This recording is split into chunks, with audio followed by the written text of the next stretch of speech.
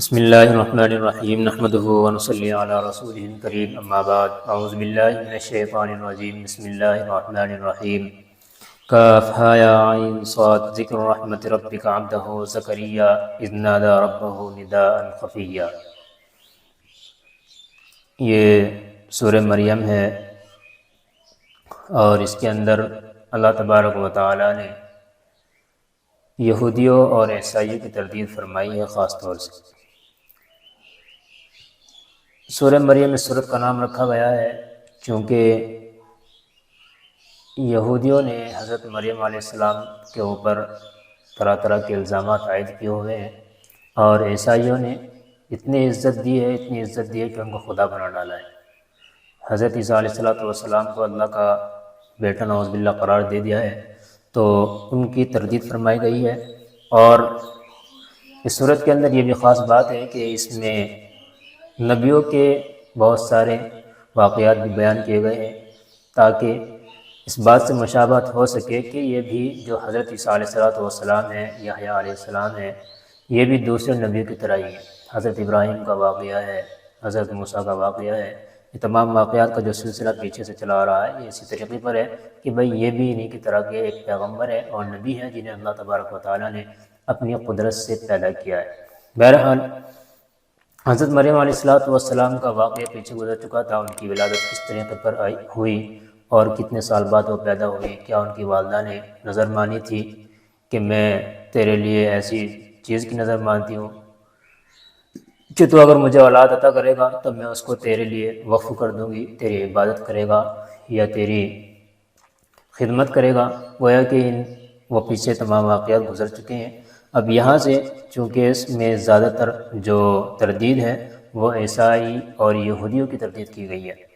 وَاذْكُرْ فِي الْكِتَابِ مَرْيَمَ إِذِ انتَبَذَتْ مِنْ أَهْلِهَا مَكَانًا شَرْقِيًّا، اور اس کتاب میں مریم کا بھی تذکرہ کرو، اس وقت کا تذکرہ جب وہ اپنے گھر والوں سے علیحدہ ہو کر اس جگہ چلی گئی جو مشرق کی طرف واقع تھا۔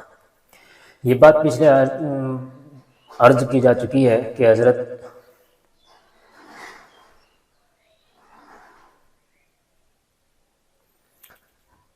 مریم علیہ السلام کو جو بیت المقدس ہے اس میں عبادت کے لیے رکھ دیا گیا تھا، وہاں پر ایک کمرہ موجود تھا جو ان کے لیے خاص کر دیا گیا تھا۔ حضرت مریم علیہ السلام وہاں پر رہتی تھی اور وہاں پر چند کرامات بھی ظاہر ہوئی ہیں، جیسا کہ حضرت مریم علیہ السلام کے پاس بے موسم پھل آنا، تو یہ تمام واقعات پیچھے گزر چکے ہیں۔ یہاں پر رہتے ہوئے جب ان کی عمر غالباً 13 یا 15 سال کی ہوئی ہے تو ان کو حیض آنا شروع ہوا ہے۔ یہاں پر ایک مسئلہ آتا ہے کہ لڑکی کی بلوغت کا اعتبار کب کیا جائے اور لڑکے کی بلوغت کا اعتبار کب کیا جائے۔ شریعت میں اگر لڑکی 9 سال سے لے کر 15 سال تک 9 سال سے لے کر 15 سال تک اگر اس کے اندر کوئی چیز اس طرح کی پائی جاتی ہے جس سے یہ بات سمجھ میں آتی ہے کہ ہاں یہ بالغ ہو چکی ہے تو اس کو بالغ کا حکم لگا دیا جائے گا۔ مثلا یا تو اس کو حیض آنا شروع ہو جائے یا پھر اس کے چھاتی ابھرنا شروع ہو جائے، جس کو شریعت نے بلوغت کی علامت قرار دیا ہے کہ یہ بلوغت پہ ہی چھاتی بڑھتی ہے، سینہ ابھر آتا ہے تو اس کو بالغ مانا جائے گا، یا اگر حیض آ جائے تو اس کو بھی بالغ ہی مانا جائے گا۔ اگر 9 سال سے کم ہے تو اگر اس کو کسی طرح کا خون آتا ہے تو یہ بالکل بھی بلوغت نہیں کہا جائے گا، کیونکہ اس کو فقہاء کی اصطلاح میں استحاضہ کہا جاتا ہے کہ بیماری کا خون ہے۔ لڑکے کے اندر کیا ہے کہ لڑکے کی عمر بالغ ہونے کی 12 سال سے لے کر 15 سال تک ہے۔ اگر 12 سال سے پہلے کوئی اس طرح کی بات پیش آتی ہے کہ بھائی اس کو احتلام ہو گیا یا کسی کے ساتھ مل بیٹھا تو اس سے اس کو حمل ٹھہر گیا، تو فقہاء نے کہا ہے کہ بھائی یہ بالغ نہیں ہے، یہ کچھ اور وجہ ہے۔ لیکن اگر 12 سال سے لے کر 15 سال تک اس سے اس طرح کی چیز صادر ہوتی ہے اور ایسا ہو جاتا ہے کہ ہاں اس سے احتلام ہوا یا کسی حرکت کی وجہ سے، بہرحال وہ یہ سمجھا گیا کہ اس کو نائٹ فعل وغیرہ ہو جاتا ہے، تو کہا جائے گا کہ بھائی اب یہ بالغ ہو چکا ہے، اس کے اوپر شریعت کے تمام احکام لاگو کر دیے جائیں گے۔ دوسری بات یہ ہے کہ اگر لڑکا ہو یا لڑکی جب ان کی عمر 15 سال کی ہو جائے، اب چاہے ان کے اندر کوئی بلوغت کی علامت پائی جاتی ہو یا نہ پائی جاتی ہو، شریعت کے تمام احکام ان کے اوپر لگائے جائیں گے اور تمام احکام ان پر لاگو کر دیے جائیں گے کہ ان کے اوپر نماز روزہ فرض ہو چکے ہیں، اگر مالدار ہو تو زکوٰۃ بھی فرض ہو چکی ہے۔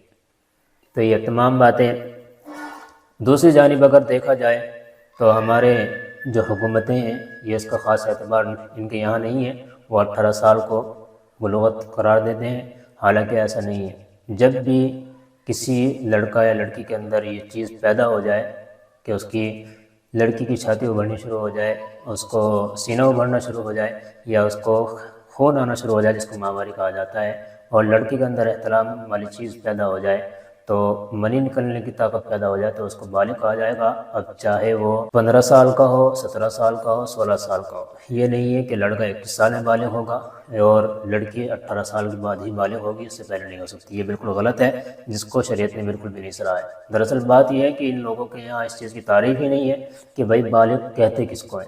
اگر اس کی تعریف کریں تو پتہ چلے گا کہ بالغ کیا ہوتا ہے۔ بہرحال حضرت مریم علیہ السلام کو 13 سے 15 سال میں مفسرین نے لکھا ہے کہ ان کو حیض آیا، اور اب یہ وہاں سے نکل کر اذ انتبذت من اہلہا مشرقی جانب کسی، بعض حضرات نے کہا ہے کہ بیت اللہ ہے، بعض حضرات نے کہا ہے کہ نہیں بھائی یہ بیت اللہ نہیں ہے، بیت المقدس کے اندر ہی کوئی الگ سے کوئی جگہ تھی جہاں پر انہوں نے پناہ اختیار کر لی تھی۔ اذ انتبذت من اہلہا مکانا شرقیہ، کہ جب وہ اپنے گھر والوں سے علیحدہ ہو کر اس جگہ چلی گئی جو مشرق کی طرف تھا۔ فاتخذت من دونہم حجابا، پھر انہوں نے ان لوگوں کے لیے اپنے درمیان ایک پردہ ڈال لیا۔ چونکہ عورت جب بالغ ہو جاتی ہے اور حیا دار ہوتی ہے تو اب اس کو حیا کے تقاضے کے طور پر یہ ہوتا ہے کہ بھائی وہ پردہ کا اہتمام کرتی ہے، زیادہ سے زیادہ چھپنے کا اہتمام کرتی ہے۔ فحاشی اور عریانیت کا اس سے کوئی تعلق نہیں ہوتا۔ یہ بہت باحیا عورتیں ہوتی ہیں جو اس طرح کی چیز کرتی ہیں اور اپنے آپ کو چھپا کر کے رکھنے کی کوشش کرتی ہیں، اور حقیقت میں عورت ہے بھی چھپانے کی چیز۔ بہرحال انہوں نے پردہ کر لیا اور گویا کہ وہاں سے الگ تھلگ ہو گئی۔ تو فاتخذت من دونہم حجابا فارسلنا الیہا روحنا فتمثل لها بشرا سویا، پھر انہوں نے اس موقع پر ہم نے ان کے پاس اپنی روح یعنی ایک فرشتہ بھیجا جو ان کے سامنے ایک مکمل انسان کی شکل میں ظاہر ہوا۔ اللہ تعالیٰ نے حضرت جبریل علیہ السلام کو حضرت مریم علیہ السلام کے پاس بھیج دیا، اور وہاں بھیجنے کے بعد انہوں نے جو شکل اختیار کی ہے، جیسے کہ آپ صلی اللہ علیہ وسلم کے زمانے میں بھی حضرت جبریل علیہ السلام اکثر و بیشتر حضرت دحیہ ابن خلیفہ رضی اللہ عنہ کے کلبی رضی اللہ عنہ کے شکل و صورت میں آیا کرتے تھے، اور اس کے علاوہ دوسرے صحابہ کرام کی شکل و صورت میں بھی آیا کرتے تھے۔ بعد میں پتہ چلا کرتا تھا کہ بھئی یہ حضرت جبریل علیہ السلام تھے۔ تو یہاں پر انہوں نے بالکل انسان کی شکل اختیار کی حضرت جبریل علیہ السلام نے۔ جس طریقے پر جنات کو، شیاطین کو اتنی طاقت حاصل ہے کہ وہ کسی بھی انسان کی شکل اختیار کر سکتے ہیں، جانور کی شکل اختیار کر سکتے ہیں، تو اللہ تبارک و تعالیٰ نے یہی طاقت فرشتوں کو بھی دے رکھی ہے کہ وہ بھی انسان کی شکل اختیار کر لیتے ہیں۔ اب یہ ایک بات یہاں آتی ہے کہ یہاں کس کی شکل میں آئے تھے حضرت جبریل علیہ السلام، یہاں کس کی شکل میں آئے تھے؟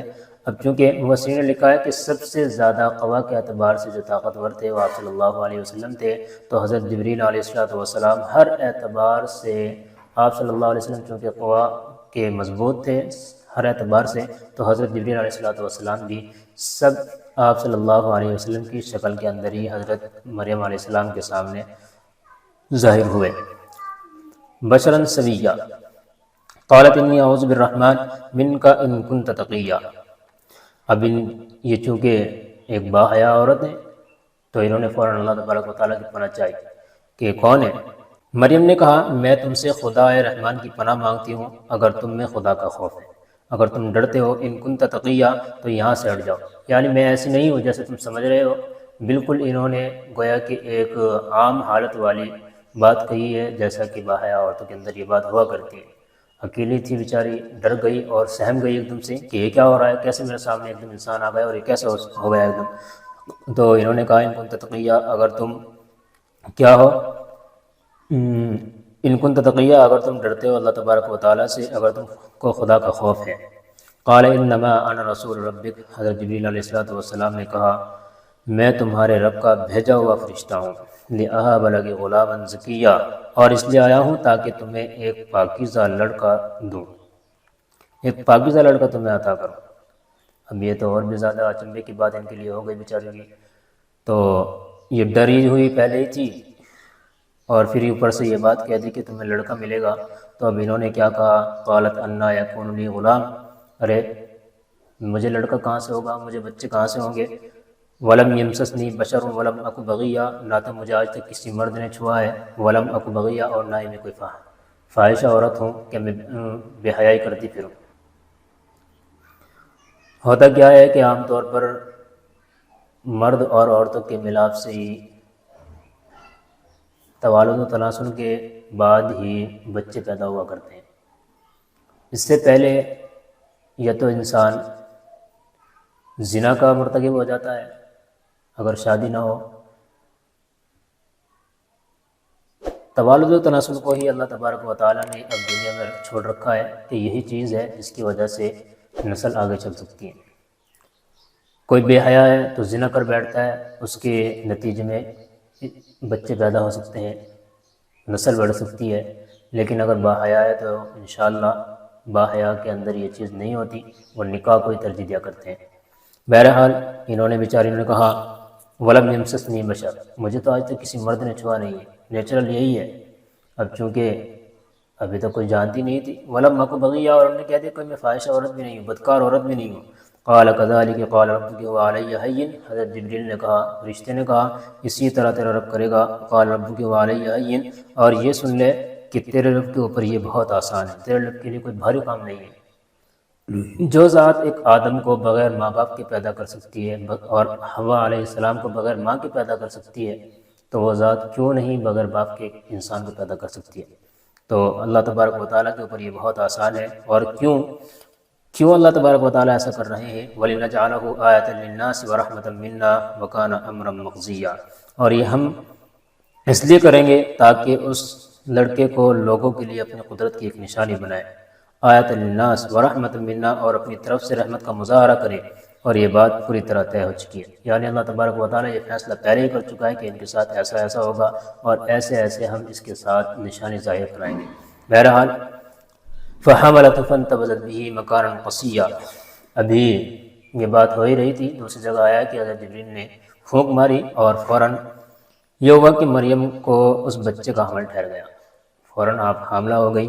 فجاءها المخاض، جب ولادت کا وقت قریب آیا تو وہ اس کو لے کر لوگوں سے ایک الگ دور مقام پر چلی گئی.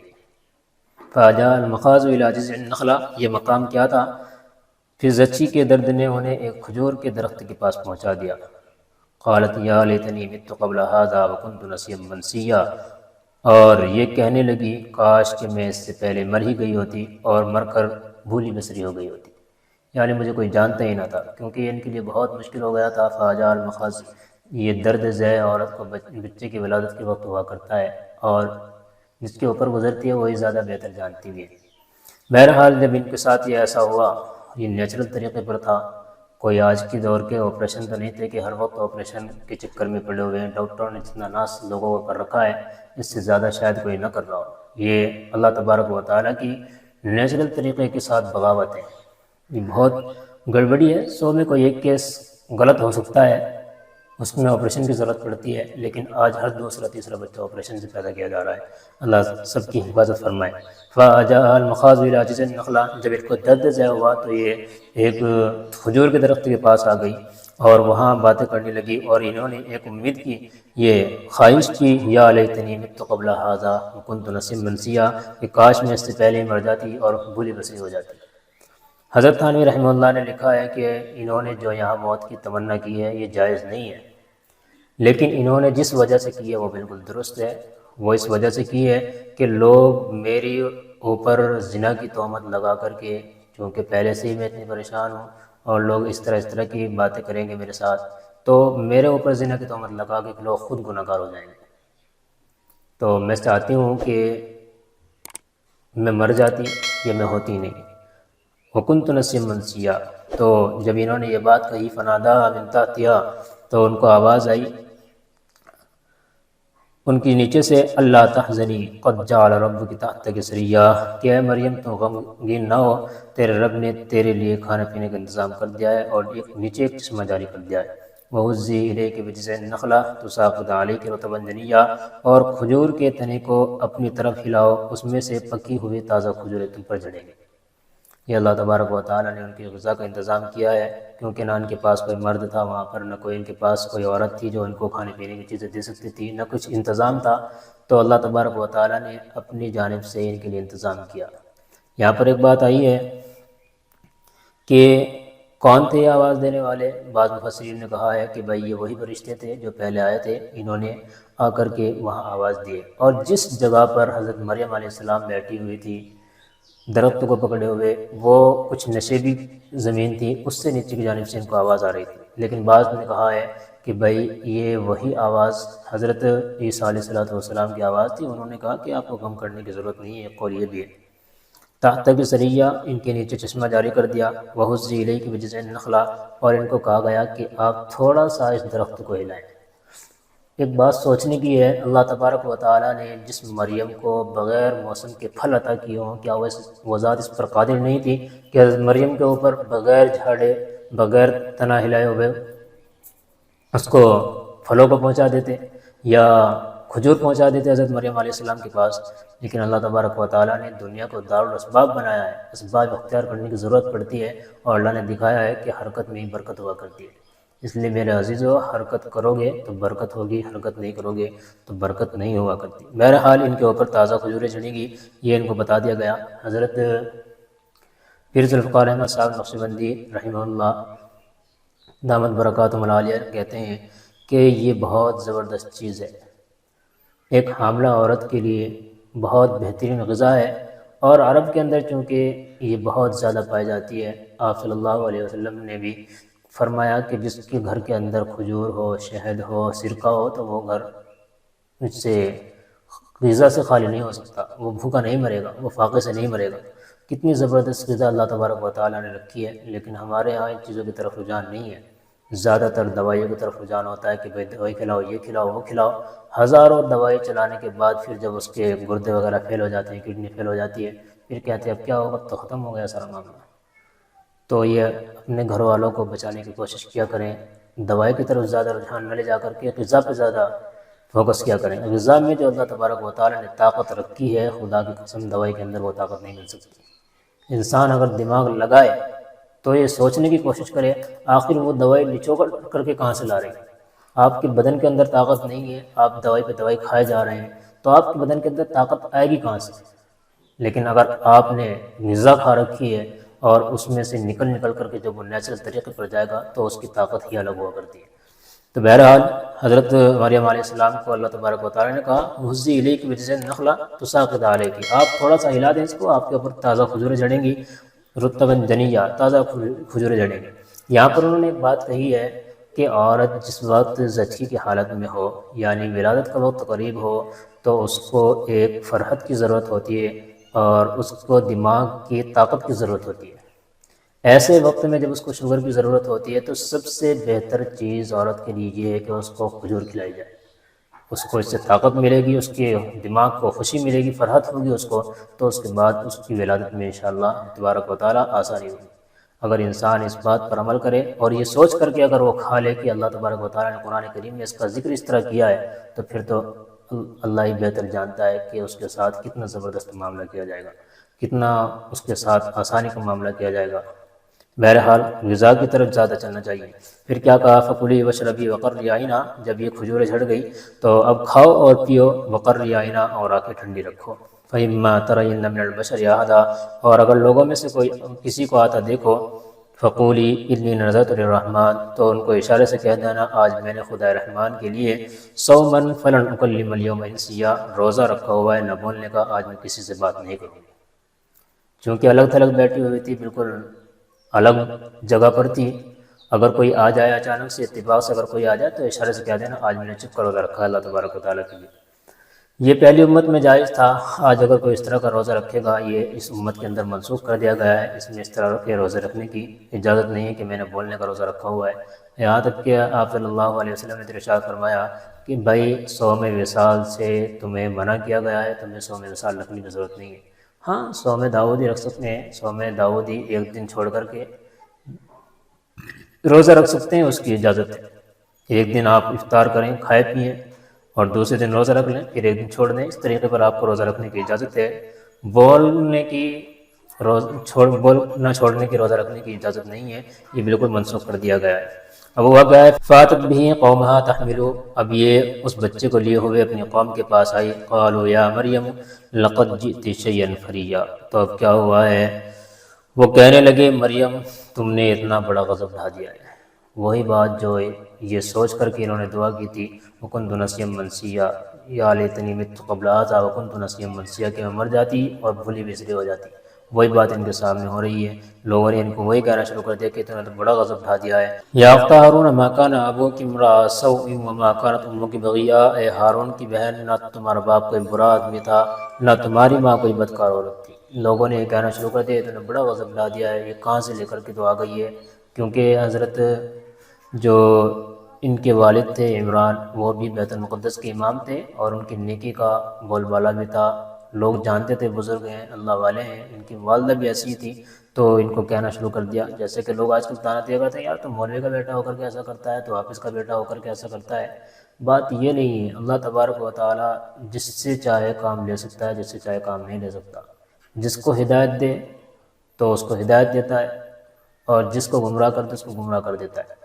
جیسا کہ میں نے پیچھے بھی عرض کیا تھا، نوح علیہ السلام ہیں، ان کے بیٹے کافر نکلے، اور حضرت ابراہیم علیہ السلام ہیں، کافر کے بیٹے اتنے زبردست نبی بنے کہ ساری نسلیں ان کی انبیاء سے بھری ہوئی۔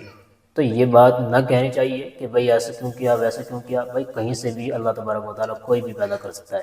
بہرحال لوگوں نے طعنہ تشنیع شروع کی، تو ان کو بدکار کہنا شروع کیا، اور حتیٰ کہ یہودیوں نے تو بدکاری کا الزام بھی لگا رکھا ہے، جو کہ بالکل غلط ہے۔